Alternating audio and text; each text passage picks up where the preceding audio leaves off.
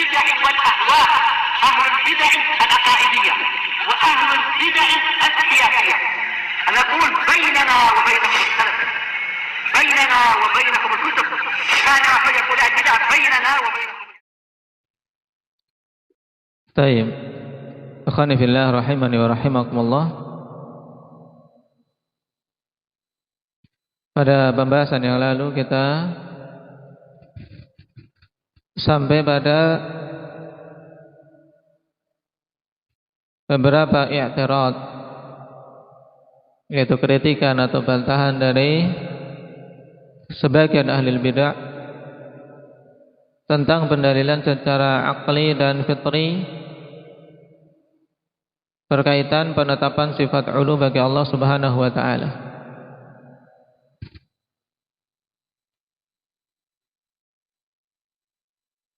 Adapun mengenai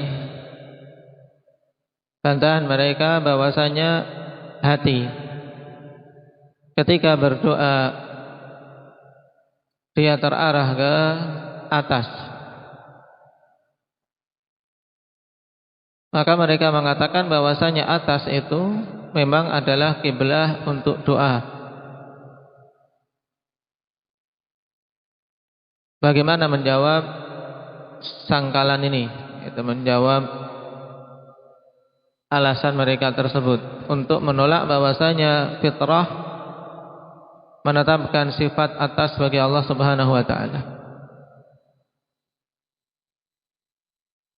Baik, indah kasih.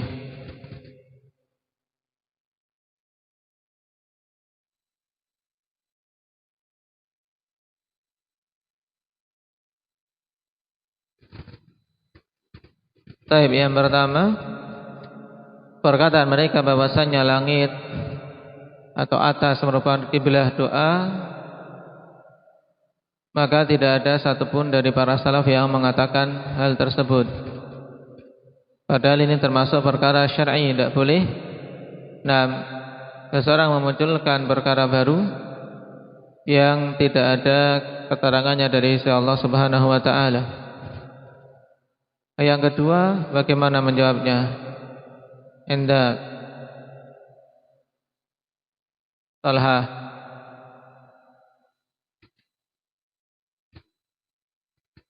Bahwasanya kiblah untuk doa itu sama dengan kiblah untuk salat. Dari sisi mana yang menunjukkan hal ini?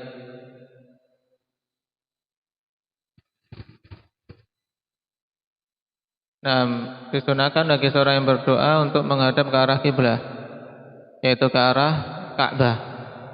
Sebagaimana datang dalil contoh dari Nabi sallallahu alaihi wasallam ketika berdoa beliau menghadap ke arah Ka'bah. Ini menunjukkan kiblah doa ya sama dengan kiblah ketika salat. Baik. Yang menegaskan adanya dua kiblah, yaitu kiblah salat sendiri dan kiblah doa itu sendiri, maka telah mengadakan kebid'ahan di dalam agama ini. Jawaban ketiga, bagaimana Abdurrahman?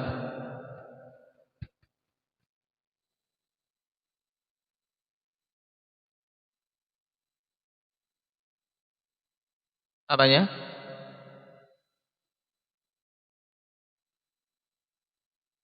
Yaitu hakikat kiblah itu adalah sesuatu yang seorang hamba itu menghadap ke arahnya dengan wajahnya.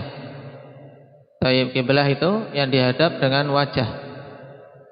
Dan ketika berdoa tidak ada satupun yang mengatakan bahwasanya berarti wajahnya didongakkan ke atas untuk apa? Untuk berdoa. Ini tidak ada. Dan bahkan pada doa ketika sholat tidak diperbolehkan untuk seorang mendongakkan kepala, mengarahkan pandangan ke atas ketika sholat. Baik. Ini pembahasan terakhir kemarin dan tersisa beberapa kalimat kita baca.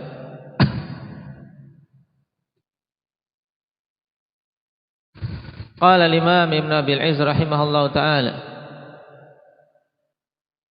wa ma'lumun anna at-tawajjuha bil qalbi wal laja'a wat talaba alladhi yajidu ad-da'i an nafsihi amrun fitriyun yaf'aluhu al-muslimu wal kafiru wal alimu wal jahil,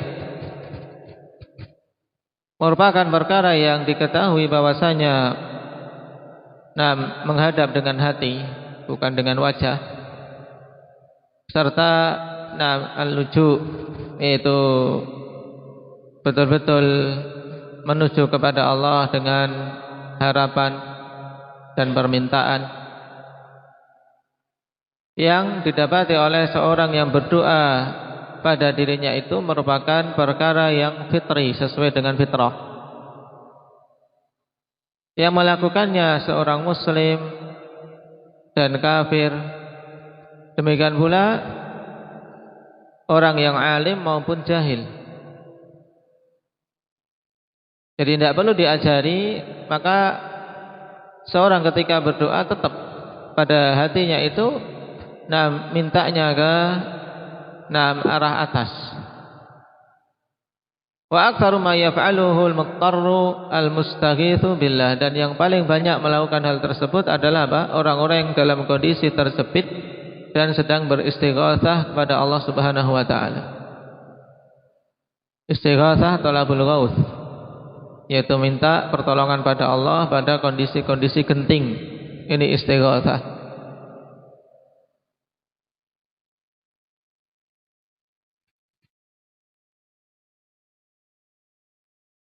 Kama futira ala annahu idza massahu ad-durru yad'ullaha ma anna amral qiblati mimma yaqbalun nasha wat tahwila, mimma yaqbalun naskha wat tahwila.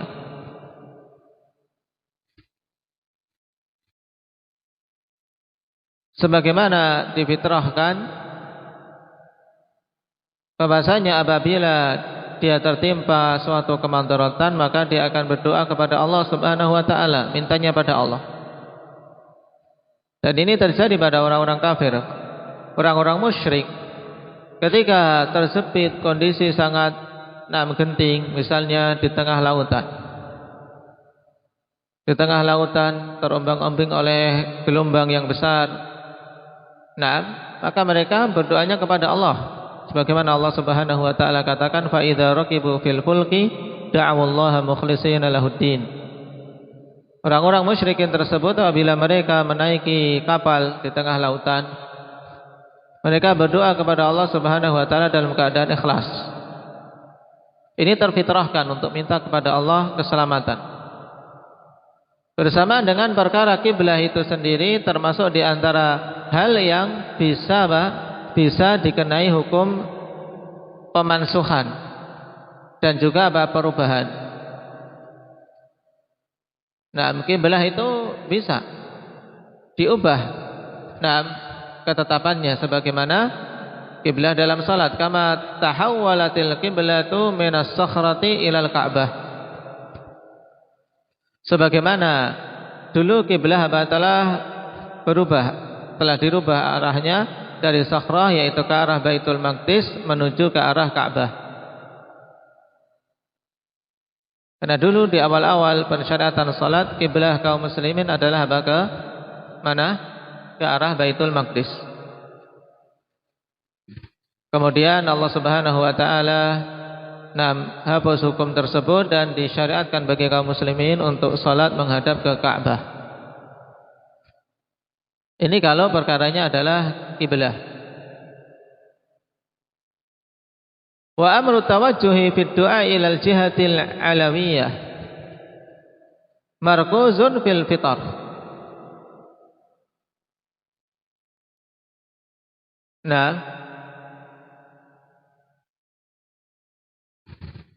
Jihah qalbiyah.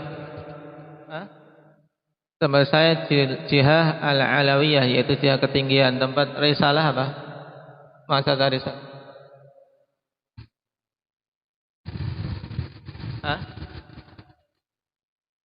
qalbiyah. Ulwiyah. Baik. Jihah ulwi berarti nisbahnya ke ulu. Baik, kan ke ali. Wa amru tawajjuhi fi du'a ilal jihati al-ulwiyah, tempat kalian, markuzun fil fitr. Dan perkara menghadapkan wajah atau menghadapkan hati terarah di dalam doa itu ke arah tinggi, ke arah atas, itu markuzun fil fitr, suatu perkara yang telah terpatri di dalam fitrah. Jadi tidak perlu ada keterangan, ketetapan dan perintah dari para rasul. Dalam fitrah ketika meminta sudah terarah untuk mintanya ke atas, ke jihah al-ulwiyah. Wal mustaqbilu lil ka'bati ya'lamu anna Allah Ta'ala laisa hunak. Dan orang yang menghadap ke arah Ka'bah juga tahu bahwasanya Allah Subhanahu wa taala tidaklah di Ka'bah tersebut. Dan ini jelas ya kawan, kita salat menghadap Ka'bah bukan berarti kemudian kita meyakini Allah di Ka'bah, tidak. Kita menghadap ke sana dikarenakan Allah Subhanahu wa taala perintahkan. Nah, ketika salat menjadikan Ka'bah sebagai kiblah, sesuatu yang kita menghadap ke arahnya. Bi khilafid da'i, berbeda dengan orang yang berdoa. Fa innahu yatawajjahu ila rabbih wa khaliqihi wa yarju rahmata an tanzila min indih. Karena sesungguhnya orang yang berdoa ini dia menghadap ke arah Rabb, ke arah Allah Subhanahu wa taala dan penciptanya, betul-betul hatinya itu terarah ke sana. Mengharapkan rahmat dari Allah, agar turun dari sisinya. Baik. Ini masih berhubungan dengan masalah syubhat mereka bahwasanya as-sama' qiblatun lid-du'a. Untuk bantahan yang ketiga.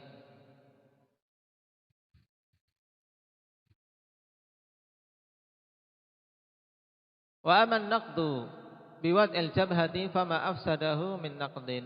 Adapun kritikan yang menyatakan bahwasanya bagaimana seorang hamba mengarah ke hatinya ke atas padahal ketika salat meminta dia bersujud dengan meletakkan jidatnya ke tanah, menunjukkan itu tidak di atas.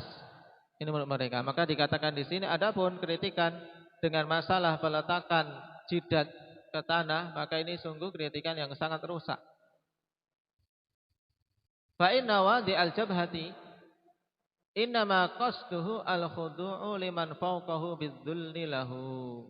Sebab sesungguhnya orang yang meletakkan dahinya atau jidatnya hanyalah memaksudkan dengan perbuatan itu bentuk ketundukan kepada zat yang di atasnya, dengan penuh penghinaan diri kepada zat yang di atas tersebut. La an yamila ilaihi idh huwa tahtah. Bukan maksudnya untuk apa? Untuk mencondongkan tubuh ke arahnya dikarenakan dia itu di bawahnya, tidak. Kita sujud itu bukan karena ingin mendekatkan kepala kita, tubuh kita kepada sesuatu yang di bawah kita, tidak. Hadza la yakhturu fi qalbi sajidin. Dan ini perkara yang tidak terbersit pada hati orang yang sujud. Tidak ada yang terbersit seperti itu. Orang sujud, berdoa, memelas pada Allah, tidak ada di dalam hatinya terbersit bahwasanya Allah itu di bawahnya. Baik. Lakin yuhka an Bishr al-Marisi annahu sumi'a wa huwa yakunu fi sujudihi subhana rabbiyal asfal. Akan tetapi telah digayatkan dari Bishr al-Marisi, Mu'tazili dhal, seorang gembong kesesatan di zamannya, bahwasanya didengar darinya mengatakan di dalam sujudnya subhana rabbiyal asfal. Ini menunjukkan apa? Menunjukkan penghinaan yang sangat kepada Allah Subhanahu wa taala. Dia apa? Dia mengambil kelaziman ini karena ketika menyungkurkan mukanya ke tempat sujud, berarti ini untuk zat yang di bawah.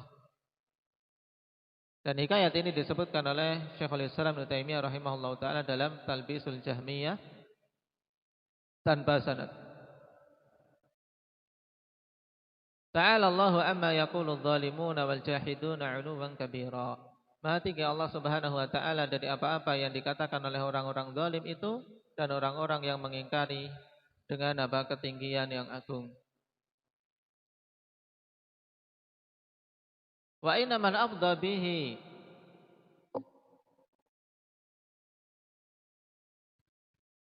an-nafya ila hadhil hali hariyun an yatazandak.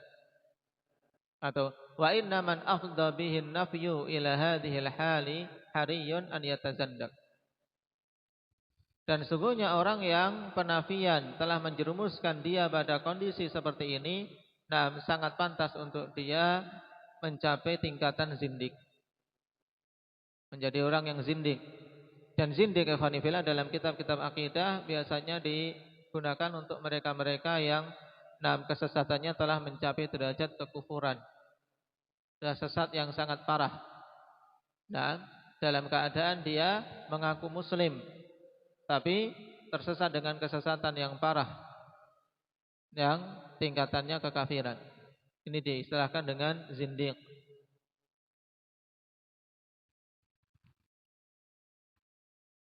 Illam yatadarakhu Allahu birahmatih, apabila Allah Subhanahu wa taala tidak menyusulinya dengan rahmatnya sehingga bisa dia terselamatkan dan kembali bertobat pada Allah.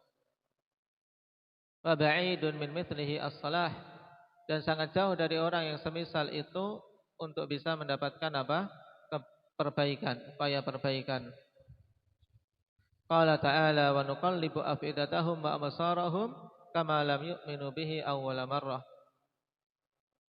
Allah katakan, dan kami bolak-balikkan hati mereka dan pandangan-pandangan mereka disebabkan mereka tidak beriman di awal pertama kali datang kebenaran. Di sini kaf pada ayat ini ikhwanifillah bukan kaf litashbih, tapi kaf memiliki makna ta'lil. Sebagaimana diterangkan oleh Ibnul Qayyim rahimahullahu taala. Yani Allah Subhanahu wa taala bolak-balikkan hati mereka sehingga terjerumus semakin jauh di dalam kesesatan, juga pandangan mereka tidak bisa lurus. Disebabkan apa? Disebabkan tidak mau beriman di awal pertama kali kebenaran datang. Makanya ayat ini akhwan merupakan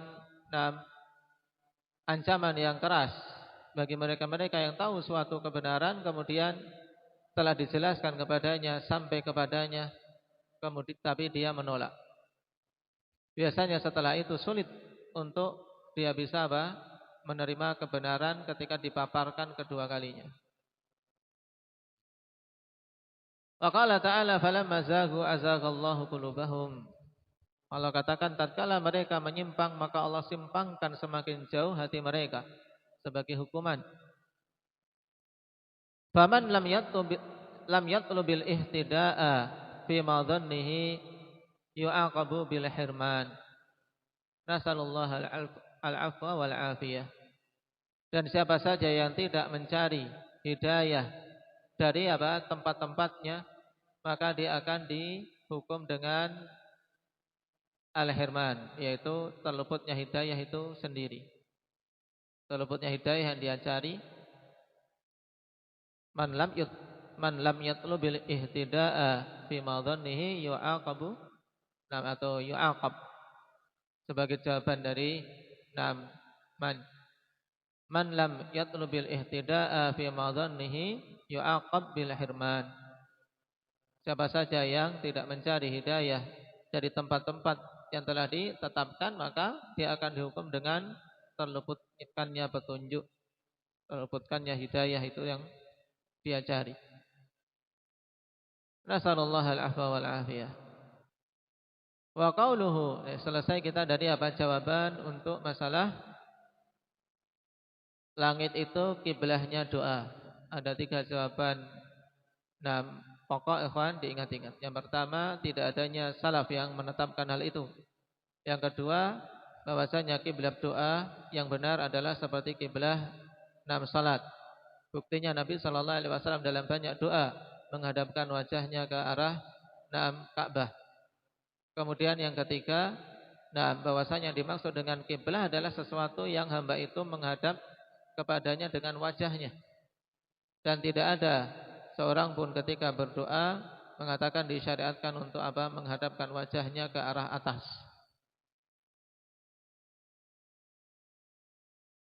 Kemudian didukung oleh penjelasan dalam berikutnya yang kita ambil terakhir ini, yaitu bahwasanya kiblah salat, kiblah itu bisa menerima apa? Menerima nasakh, yaitu penghapusan hukum dan diubah. Sedangkan masalah terarahnya hati ke atas itu tidak pernah kemudian ada perubahan. Karena itu perkara yang fitri, sesuai dengan fitrah. Qala wa qawluhu wa qad a'jaza 'anil ihatati khalqah ay la yuhituna bihi 'ilma wala ru'yata. Naam. Wala ghaira dzalika min wujuhil ihatah. Bal huwa subhanahu muhitun bi kulli syai'in wala yuhitu bihi syai'un. Dan berkata Imam At-Tahawi dalam matan, dan Allah Subhanahu wa taala atau dan Allah Subhanahu wa taala telah menjadikan makhluk-makhluknya itu tidak memiliki kemampuan untuk melingkupinya. A'jaza 'anil ihatati khalqah. Ja'ala khalqahu 'ajizan 'anil ihatah. Ini maksud tadi. Maksudnya Allah Subhanahu wa taala telah menjadikan hamba-hamba ini semuanya tidak mampu untuk melingkupi Allah. Tidak mampu melingkupi Allah dari sisi ilmu. Wala ru'yah, tidak pula dari sisi penglihatan. Walaupun kelak kaum muslimin, mukminin diizinkan untuk melihat wajah Allah, tapi apa? Tapi bukan berarti mereka mampu melihat Allah Subhanahu wa taala secara keseluruhan, melingkupi dengan penglihatannya, tidak mungkin. Karena itu apa? Sesuatu yang tidak Allah Subhanahu wa taala izinkan. Makanya dalam banyak dalil dinisbahkan penglihatan itu kepada apa? Wajah Allah Subhanahu wa taala. Melihat wajah Allah. Demikian pula Allah Subhanahu wa taala tidak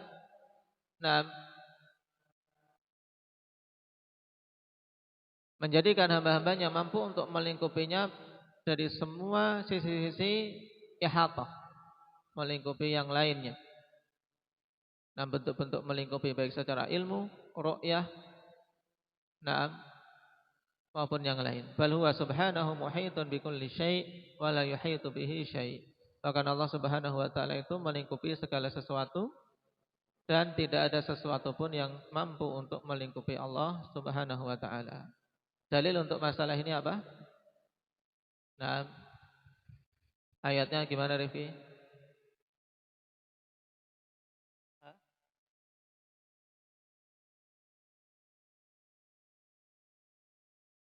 Wa anna Allah qad ahata bi kulli syai'in ilma. Ini penetapan ihatah Allah dari sisi ilmu yang menunjukkan hamba-hamba itu tidak mampu untuk melingkupi Allah.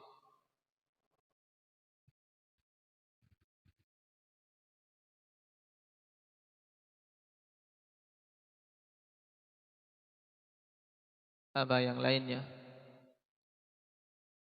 Wala yuhituna bihi ilma. Baik.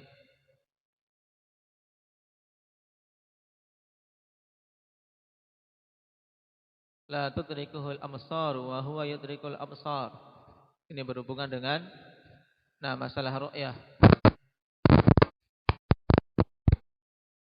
Nah, kita selesai dari matan yang berkaitan dengan sifat ulu Allah Subhanahu wa taala.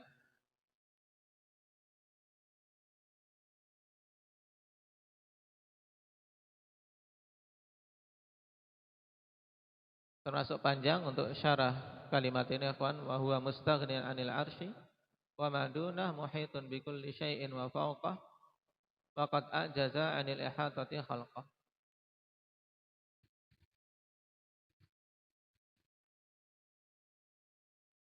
Kita ambil matan berikutnya dan pembahasannya insyaallah lebih mudah daripada pembahasan yang baru saja kita ambil.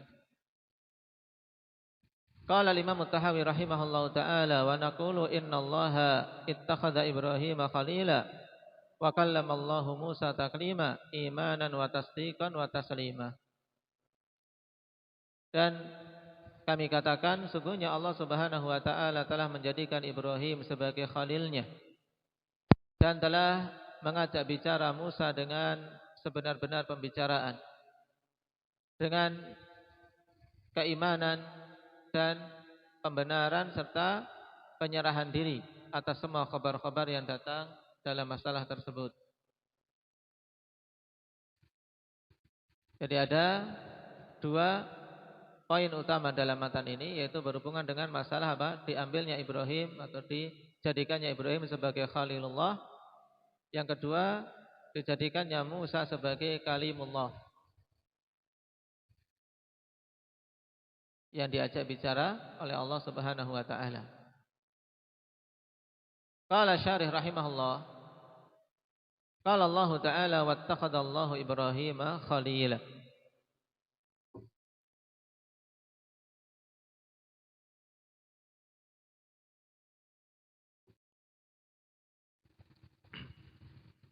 Dan Allah Subhanahu wa taala telah menjadikan Ibrahim sebagai khalilnya.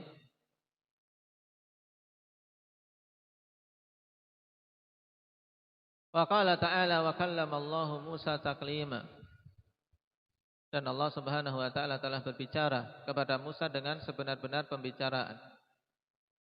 Ini dua ayat sebagai dalil untuk perkara yang disebutkan dalam matan.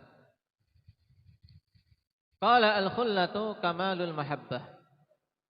Dan yang dimaksud dengan al-khullah adalah kesempurnaan mahabbah, yaitu tingkatan kecintaan yang paling tinggi, itu tingkatan khullah. Wa ankaratil jahmiyatu haqiqatal mahabbati minal janibain. Dan orang-orang Jahmiyah mengingkari hakikat mahabbah ini dari dua sisi. Maksudnya apa ikhwan? Angkarat haqiqatal mahabbah minal janibain, yaitu bahwasanya mereka meniadakan mahabbatullah li 'abdi, meniadakan mahabbatullah li ibadihi, dan juga apa? Meniadakan mahabbatul ibad li rabbihim. Jadi menurut Jahmiyah Allah tidak mencintai, tidak pula dicintai. Paham? Ini maksud angkaratil jahmiyatu haqiqatal mahabbah minal janibain. Dari dua sisi pokoknya mereka tidak mau menetapkan adanya mahabbah. Mereka menolak bahwasanya Allah mencintai hamba-hambanya. Mereka juga menolak bahwasanya hamba itu mencintai Allah. Baik. Lalu bagaimana dengan dalil-dalil yang begitu banyak? Innallaha yuhibbut tawwabin. Allah mencintai orang-orang yang bertobat. Baik. Dan dalil-dalil yang menetapkan mahabbah Allah Subhanahu wa taala. Mereka takwilkan bahwasanya mahabbah itu maksudnya ihsan, kebaikan. Allah akan berbuat baik kepada orang yang bertobat. Baik. Dan memberikan pahala. Sedangkan untuk yang kedua, bahwasanya hamba-hamba itu mencintai Allah, mereka tolak juga. Bahwasanya Allah itu tidak bisa diarahkan kepadanya kecintaan. Dalil-dalil yang menunjukkan bahwasanya hamba itu mencintai Allah. Qul in kuntum tuhibbunallah. Apabila kalian itu mencintai Allah, mereka tidak mengatakan bahwasanya hamba itu mencintai Allah. Tapi apa? Kecintaan ini maksudnya adalah taat terhadap perintah. Jadi kalau kalian taat kepada Allah, maka ikutilah aku dalam ayat tadi. Fattabi'uni. Nah, ini takwil dari apa? Jahmiyah, ikhwan, untuk menolak sifat mahabbah dari dua sisi. Apa alasannya ini? Kok sampai repot-repot untuk memalingkan lafaz dari ayat yang sangat jelas tentang penetapan mahabbah. Baik itu mahabbah Allah kepada hambanya maupun mahabbah hamba kepada Allah. Za'man minhum annal mahabbata la takunu illa limunasabatin bainal muhibbi wal mahbubi. Karena dibangun di atas sangkaan mereka bahwa mahabbah, kecintaan itu tidak mungkin ada kecuali dikarenakan kecocokan antara yang mencintai dengan yang dicintai. Wa annahu la munasabata bainal qadimi wal muhdatsi tujibul mahabbah. Dan dalam masalah ini tidak ada kecocokan, ya, tidak ada kesesuaian antara al-qadim menurut mereka yaitu Allah dan al-muhdats yaitu makhluk yang diciptakan, yang mengharuskan adanya kecintaan itu sendiri. Baik. Jadi ini alasan mereka, karena mahabbah itu harus ada kecocokan antara yang mencintai dan dicintai. Sedangkan antara makhluk dan khalik tidak ada kecocokan yang mengharuskan adanya mahabbah. Baik. Ini syubhatnya Mu'attilah Jahmiyah, kawan. Dan munasabah di sini kalau kita perhatikan ini merupakan kalimat mujmalah yang butuh untuk apa? Diperinci. Kecocokan itu maksudnya gimana? Munasabah itu maksudnya gimana antara yang mencintai dan dicintai? Baik. Adapun kalau yang dimaksud dengan munasabah itu adalah qarabah. Ini dan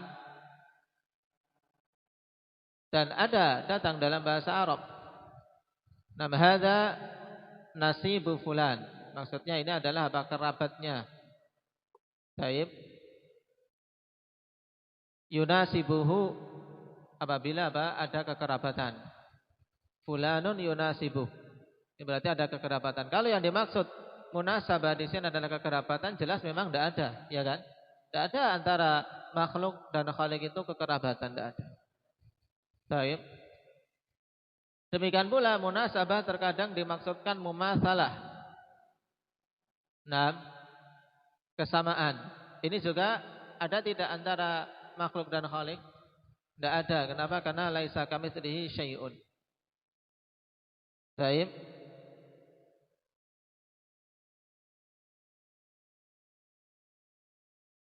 Kalau mereka maksudkan bahwasanya kecintaan itu munculnya karena kekerabatan, itu kita tolak. Tidak melazimkan bahwasanya kecintaan itu muncul karena kekerabatan. Yang kedua juga, kalau yang dimaksud dengan kecintaan itu harus ada munasabah, maksudnya adalah mumatsalah, yaitu kesamaan, maka ini juga kita tolak. Tidak melazimkan. Saling cinta mencintai itu karena adanya apa? Adanya kesamaan.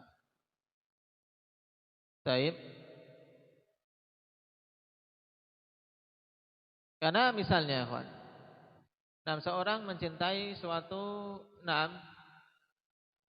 makanan misalnya. Mencintai harta. Apa ada hubungan kerabat antara manusia dengan harta? Tidak ada. Apa ada kesamaan? Si fulan dengan suatu jenis masakan? Tidak ada. Maka ini kita tolak, jelas batilnya. Kemudian makna munasabah juga bisa datang bermakna muwafaqah, yang merupakan lawan dari mukhalafah.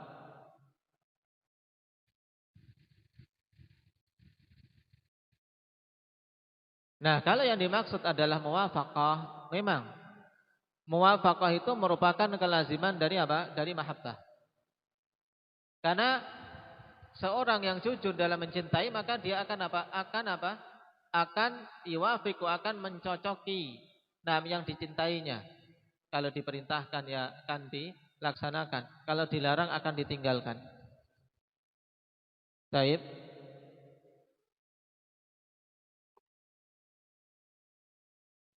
Nah, kalau demikian berarti apa? Munasabah dengan makna ini ikhwan sabitatun lazimatun li hubbihi ta'ala li auliyaihi wa abidihi. Ini sabitah sebagai kelaziman mahabbah kalau bermakna muwafaqah. Kenapa? Nah, annallaha yuhibbul 'abda alladhi yuwafiquhu bi idyani ma amara bih.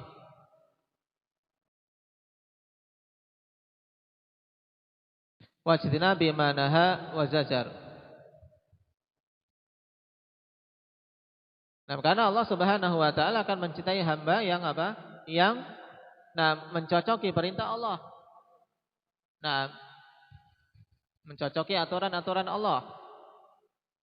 Demikian pula sebaliknya, Allah akan memurkai siapa-siapa yang menyelisihi perintah-perintah Allah Subhanahu wa taala. Ini bisa diterima.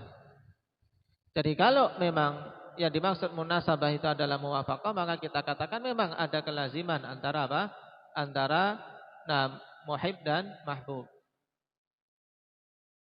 Baik. Cuman di sini kita tetapkan bahwasanya mahabbah tersebut, adanya kecintaan tersebut memang apa? Berkonsekuensi adanya muwafaqah. Paham enggak? Paham enggak sampai sini? Saya mencocoki yang dicintai. Dari sisi dia taat kepada yang dicintai. Ini kecintaan yang benar. Maka dari sini kita ketahui ya ikhwan, bahwasanya alasan Jahmiyah bahwasanya mahabbah la takunu illa limunasabatin bainal muhib wal mahbub, kita tolak perkataan ini kalau yang dimaksud dengan apa? Dengan munasabah itu adalah apa? Qarabah dan mumatsalah. Tapi kalau yang dimaksud muwafaqah, kita katakan iya, mahabbah itu kelazimannya ada kecocokan. Nah, ada muwafaqah yang juga bermakna ketaatan di situ. Kelazimannya ketaatan dari yang mencintai kepada yang dicintai. Ini kalau dari arah hamba kepada Allah, paham? Dari arah hamba kepada Allah. Baik. Sehingga kalau demikian alasan tersebut tertolak. Paham sampai sini? Nah, itu dulu. Adapun makna taklim setelah kita lewati dulu ya kawan dalam pembahasan sifat kalam. Naktai bihadza subhanallah.